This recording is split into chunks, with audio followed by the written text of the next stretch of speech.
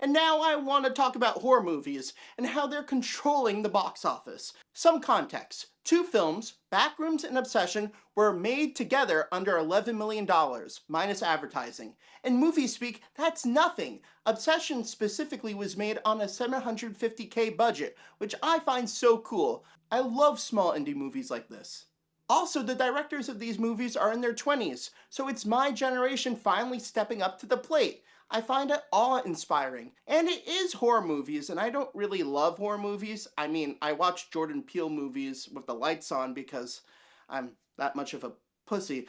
But I still watch them, and yes, it counts if I had my hands covering my face like this half of the time.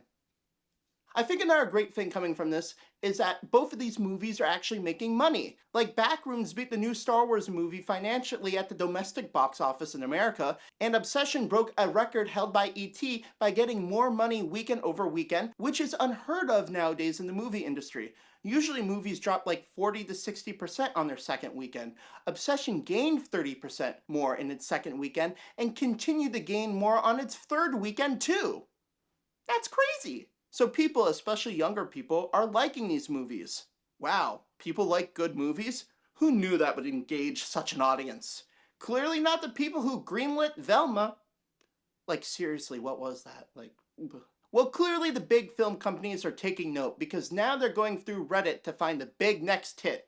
I can't blame them, but still, I think there are better ways. Like, both of these directors started on YouTube. That's a thing. Maybe look on YouTube. Maybe look right here. Selfish plug aside, yes, we want cooler movies made. Maybe not necessarily all horror movies, but that is what is driving the box office right now. So, why not? Here's the trailer for my new horror movie. Check it out now.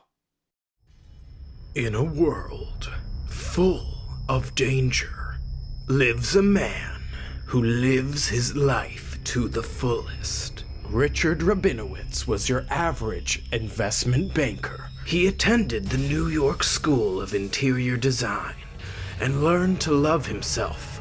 But that's not what this film is about.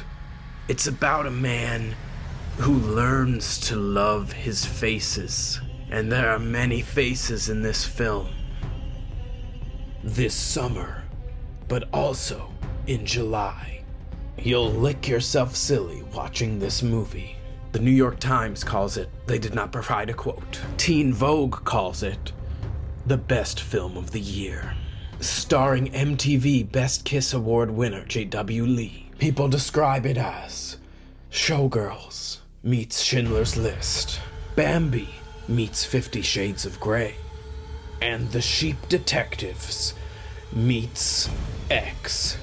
J.W. Lee stars in The Facening. Rated R for intense violence and sexual material.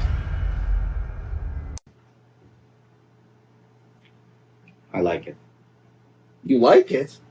Yeah. But it's just you doing faces and... I know. It's quite postmodern. Wow. I feel like that deserves to be seen by a bigger audience than both Backrooms and Obsession combined. Such a deep, dramatic, and intimidating plot, led by the dramatic and menacing character played by J.W. Lee, who I think, by the way... Yeah, I'm a comedy guy.